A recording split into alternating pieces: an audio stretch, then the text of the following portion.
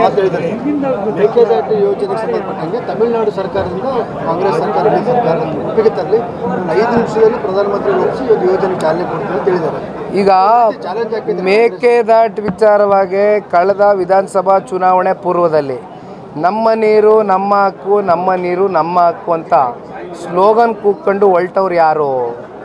ಮೇಕೆದಾಟನ್ನ ಉಳಿಸ್ತೀನಿ ಅಂತ ಹೇಳ್ದವ ಮಾನ್ಭವ ಯಾರು? ಯಾರಣ್ಣ? ಈ ರಾಜ್ಯದ ಉಪಮುಖ್ಯಮಂತ್ರಿ ಅಲ್ವೇ? ಹಾಗಾಗಿ INDI ಮೈತ್ರಿಕೂಟದಲ್ಲಿ ಇವತ್ತಿರ್ತಕ್ಕಂಥವ್ರು ಯಾರು?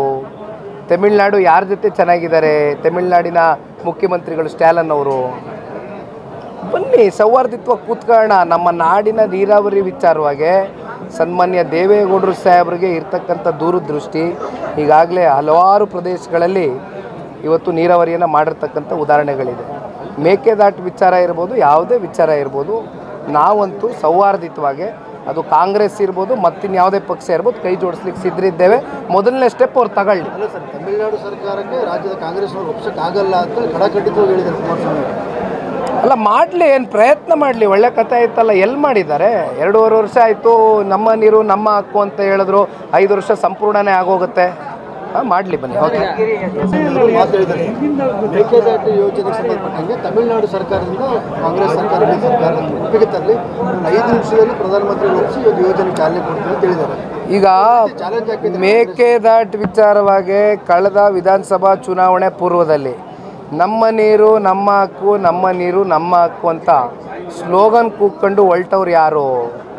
ಮೇಕೆದಾಟನ್ನ ಉಳಿಸ್ತೀನಿ ಅಂತ ಹೇಳ್ದವ ಮಾನ್ಭವ ಯಾರು? ಯಾರಣ್ಣ? ಈ ರಾಜ್ಯದ ಉಪಮುಖ್ಯಮಂತ್ರಿ ಅಲ್ವೇ? ಹಾಗಾಗಿ INDI ಮೈತ್ರಿಕೂಟದಲ್ಲಿ ಇವತ್ತಿರ್ತಕ್ಕಂಥವ್ರು ಯಾರು? ತಮಿಳ್ನಾಡು ಯಾರ ಜೊತೆ ಚೆನ್ನಾಗಿದ್ದಾರೆ? ತಮಿಳ್ನಾಡಿನ ಮುಖ್ಯಮಂತ್ರಿಗಳು ಸ್ಟ್ಯಾಲಿನ್ ಅವರು.